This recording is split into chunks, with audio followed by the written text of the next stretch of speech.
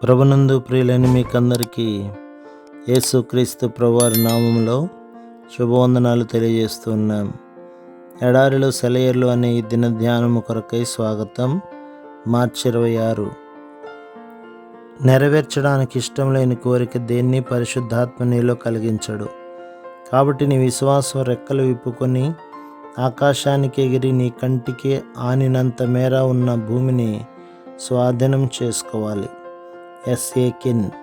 విశ్వాసం అనే కంటితో నువ్వు చూసిన ప్రతి దీవెన నీ సొంతం అయినట్టే భావించు.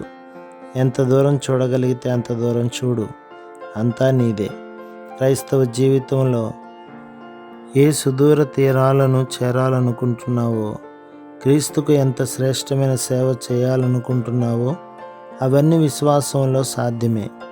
ఆ తర్వాత ఇంకా దగ్గరికి రా.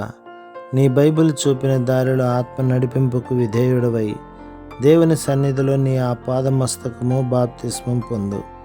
ఆయన తన మహిమ సంపూర్ణతను చూడగలిగేలా నీ ఆత్మనేత్రాలను తెరిచినప్పుడు నువ్వు చూసేదంతా నీ వారసత్వం అన్న నిశ్చయతను కలిగి ఉంది. తన వాక్యములు ఆయన చేసిన వాగ్దానాలు, ఆయన ప్రేరేపణ వల్ల నీలో నిదురలేచే ఆకాంక్షలు, యేసుని వెంబడించే వాడికి దొరికే అవకాశాలు అన్నీ నీ సొంతమే. వాటిని స్వాధీనం చేసుకో. నీ కనుచూపు మేరలోని భూమంతా నీకు ఇయ్యబడింది. మన దేవునికి మనపై ఉన్న కృప మన మనస్సులో తలెత్తే స్పందనల్లోనే ప్రత్యక్షపరచబడుతుంది. ఉదాహరణకి చూడండి, చలికాలం ముంచుకు వచ్చినప్పుడు ఎక్కడో ఉన్న పక్షి వెచ్చదనం సూర్యరశ్మి కోసం ఖండాలు సముద్రాలు దాటి దక్షిణ ప్రాంతాలకు వలసపోవాలన్న జ్ఞానాన్ని దేవుడు వాటి అల్పమైన మస్తిష్కంలో ఉంచుతాడు. అవి ప్రయాణం ప్రారంభించాక వాటికి ఆశాభంగం కలగడం దేవునికి ఇష్టం కాదు. వాటికి ఆలోచన ఎలా ఇచ్చాడో అలానే వాటి గమ్యంలో మృదువైన పిల్లగాలి, ప్రకాశవంతమైన ఎండను సిద్ధం చేస్తాడు.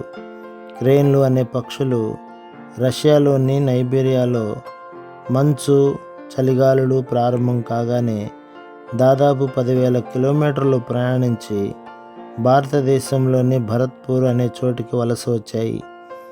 ఇక్కడికి రావాలన్న జ్ఞానం ఆ పక్షులకి దేవుడే ఇచ్చాడు. అలానే ఇక్కడ వాటి కోసం ఆహ్లాదకరమైన వాతావరణాన్ని కూడా సిద్ధపరిచాడు.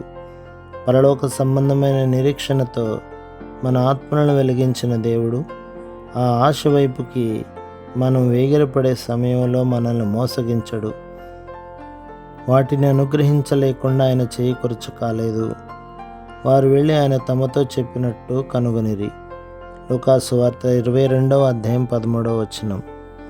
ప్రభు మిమ్మును, మీ కుటుంబమును, మీ సంఘమును దీవించి ఆశీర్వదించునుగాక. ఆమేన్.